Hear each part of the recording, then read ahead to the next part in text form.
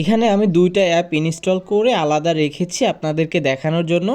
একটা হচ্ছে আমাদের পেমেন্ট গেটওয়ে অ্যাপটা, যেটা হচ্ছে আমাদের পেমেন্টটা রিসিভ করবে, অর্থাৎ যেই এসএমএস আসবে সেইটা রিসিভ করে আমাদের ডাটাবেজে পাঠাবে, অর্থাৎ ফায়ারবেস ডাটাবেজে পাঠাবে। আর একটা অ্যাপ হচ্ছে আমাদের টুর্নামেন্ট অ্যাপ, যেটা দিয়ে আমরা হচ্ছে অ্যাড মানি করব অথবা কোনো পেমেন্ট করব সেইটা। সো এখানে যে অ্যাপটা আছে এই অ্যাপটা আমি ডিজাইন করেছি। এখানে আরও অনেক ফাংশন আছে, ওইগুলো আমি দেখাবো না। আমি জাস্ট আজকে দেখাবো কীভাবে এখানে হচ্ছে অ্যাড মানিটা অটো হবে।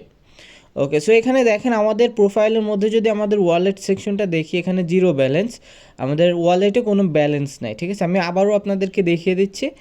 এখানে দেখেন, এখানে ওয়ালেটে কিন্তু zero balance, available balance zero. So এইখানে আমি এখন টাকা মানে অ্যাড করে দেখাবো। সো এখান থেকে আমি 10 টাকা দিলাম, সর্বনিম্ন 10 টাকা এখান থেকে অ্যাড করা যাবে। সো 10 টাকা অ্যাড করে আমি দেখাবো, আমি বিকাশ থেকে অ্যাড করব। সো এখানে দেখেন, এখানে একটা ইনপুট বক্স আছে ট্রানজ্যাকশন আইডি দেওয়ার জন্য। সো সিস্টেমটা কিভাবে কাজ করবে সেটা হচ্ছে, এখানে যে নাম্বারটা আছে এই নাম্বারে কোনো ইউজার টাকা সেন্ড করবে, অর্থাৎ যে এই সার্ভিসটা নিবে সে টাকাটা সেন্ড করবে। তারপর সে এসএমএসের যেই ট্রানজ্যাকশন আইডিটা পাবে, সেই ট্রানজ্যাকশন আইডি এখানে দিয়ে যখন সে ভেরিফাই পেমেন্টে ক্লিক করবে, তখন কিন্তু তার দেওয়া ট্রানজ্যাকশন আইডি ফায়ারবেস থেকে চেক করবে। যদি সেটা সঠিক হয় তাহলে কিন্তু তার ওয়ালেটে টাকাটা যোগ হয়ে যাবে, আর যদি সঠিক না হয় তাহলে এরকমের ট্রানজ্যাকশন নট ফাউন্ড এরকম কিছু একটা দেখাবে।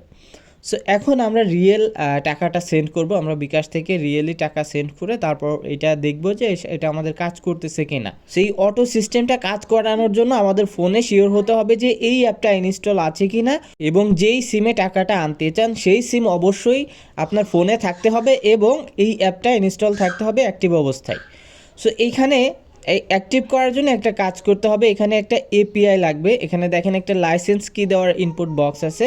সো এই লাইসেন্স কিটা আমরা তৈরি করতেছি গুগল স্ক্রিপ্ট দিয়ে। এইটা এপিআইটা কেমন হবে আমি একটু ব্রাউজার থেকে আপনাদেরকে দেখাচ্ছি। আমি ইউসি ব্রাউজারটা এখানে ব্যবহার করতেছি। সো এইটা হচ্ছে আমার অ্যাডমিন প্যানেল। এইখান থেকে এখানে দেখেন আমার কিছু এপিআই আছে, এখানে আমি এপিআই জেনারেট করতে পারবো। সো যখন প্রোডাকশন লেভেলে যাবে এই অ্যাপটা, তখন কিন্তু এখান থেকে সার্ভিস আপনারা নিতে পারবেন। সো এখানে একটা এপিআই নেওয়ার জন্য এখানে হচ্ছে নাম লিখতে হবে। নাম লেখার পরে জেনারেট কিতে ক্লিক করার পরে এখানে একটা এপিআই ক্রিয়েট হয়ে যাবে, যেইটা হচ্ছে ফায়ারবেসের সাথে কানেক্ট হয়ে যাবে। আমার ওইরকমই গুগল স্ক্রিপ্ট দিয়ে আমি তৈরি করে রাখছি। সো এখানে দেখেন আমি যে এপিআইটা তৈরি করলাম এইটা, আর আমার এখন যেটা কানেক্ট করা আছে আমার অ্যাপের মধ্যে, সেটা হচ্ছে এই যে আলামিন নামে যে এপিআইটা আছে এইটা হচ্ছে আমি এখন কপি করলাম। কপি করে নিয়ে এখন আমি চলে যাব আমার যেই মানে গেটওয়ে অ্যাপটা আছে সেটার মধ্যে। একটু আগে যেটা দেখালাম এইখানে যে লাইসেন্স কিটা আছে এই কিটা এখানে দিতে হবে। দিয়ে যখন আমি অ্যাক্টিভ লাইসেন্সের উপর ক্লিক করব, আমার এখান থেকে কিন্তু এইটা সার্ভিসটা অ্যাক্টিভ হয়ে যাবে। সো দেখেন গেটওয়ে অ্যাক্টিভ লেখা দেখাচ্ছে। এখন কিন্তু আমি যদি আমার এই যে সিম আছে, আমার এই ফোনে যে সিমটা লাগানো আছে এই সিমে কোনো টাকা পাঠায়, মানে কোনো টাকা যদি আসে, সেই টাকাটা সেই এসএমএসটা সরাসরি আমার ফায়ারবেজে আপলোড হয়ে যাবে। এবং এই সিস্টেমটা কাজ করার জন্য অবশ্যই কিন্তু আমাদের এই সার্ভার অর্থাৎ গেটওয়ে যে অ্যাপটা আমরা তৈরি করছি এইটা কিন্তু আমাদের ফোনে ইনস্টল থাকতে হবে। সো দেখেন আমার এটা অ্যাক্টিভ আছে এবং এটা আমার নোটিফিকেশন থেকে কিন্তু এটা দেখা যাচ্ছে যে আমার এটা অ্যাক্টিভ আছে। সো এখন আমরা এই নাম্বারে টাকা সেন্ড করব, বিকাশ থেকে সেন্ড করে দেখব আমাদের ব্যালেন্সটা যুক্ত হয় কি না। এখন আমি আর একটা ফোন ব্যবহার করে আপনাদেরকে দেখাবো দুইটা ফোন থেকে যে টাকা সেন্ড করব এবং আমরা রিসিভ করে দেখব আসলে কাজ করে কিনা। সো দেখেন এই নাম্বার হচ্ছে আমাদের এখন টাকাটা সেন্ড করতে হবে, এবং এই ফোনে কিন্তু আমাদের যেই গেটওয়ে অ্যাপটা ছিল সেটা কিন্তু ইনস্টল করা আছে। ইনস্টল করা না থাকলে কিন্তু হবে না, ইনস্টল এবং অ্যাক্টিভ থাকতে হবে। ওকে, সো এইখান থেকে এখন আমরা টাকাটা সেন্ড করব, আমাদের নাম্বার থেকে আমরা টাকাটা সেন্ড করে তারপরে দেখব আসলে কাজ করে কিনা।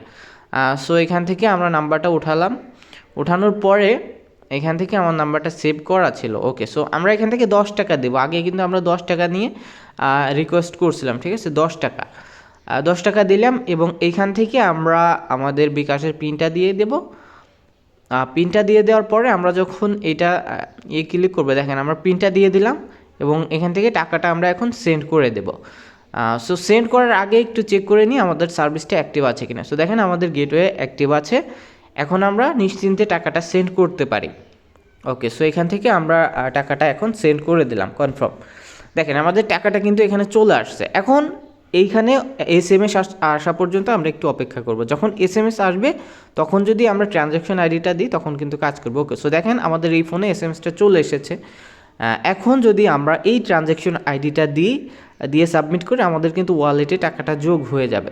সো ট্রানজ্যাকশন আইডিটা দেখেন এইখানে বসাবেন আপনারা এবং এইটা পাবেন হচ্ছে সরি এখানে নাম্বারটা আমার কপি করা ছিল। আমাদের হচ্ছে ট্রানজ্যাকশন আইডিটা দিতে হবে। এখান থেকে এই যে ট্রানজ্যাকশন আইডিটা পেয়েছি আমরা টাকাটা সেন্ড করার পরে, সেন্ড মানি করার পরে এই ট্রানজ্যাকশন আইডিটা আমাদের এখানে দিতে হবে।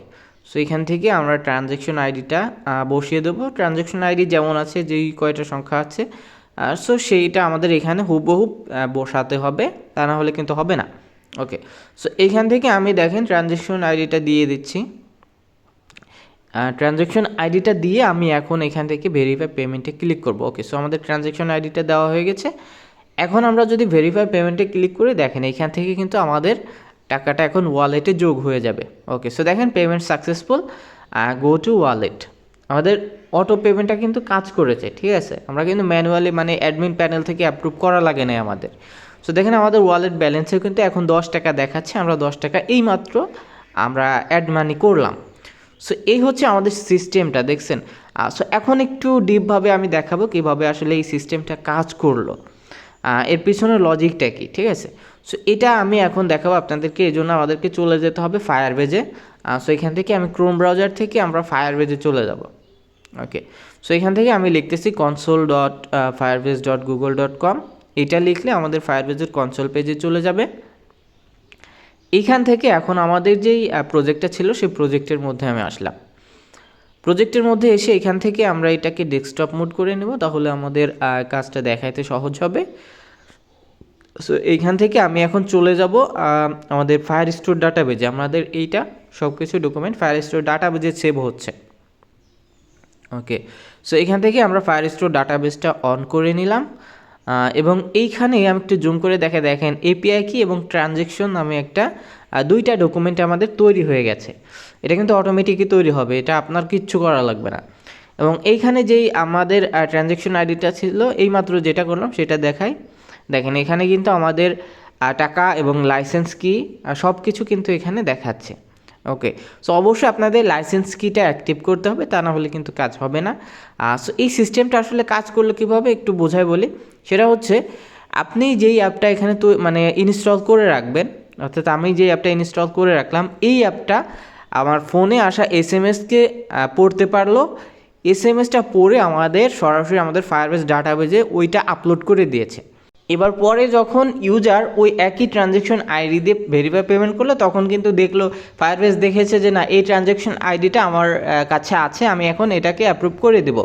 সো এইভাবেই মূলত আমাদের অটো পেমেন্ট সিস্টেমটা কাজ করতেছে। সো এটা যদিও প্রফেশনাল না, তারপরে আমরা তৈরি করতে পেরেছি, এটা আলহামদুলিল্লাহ।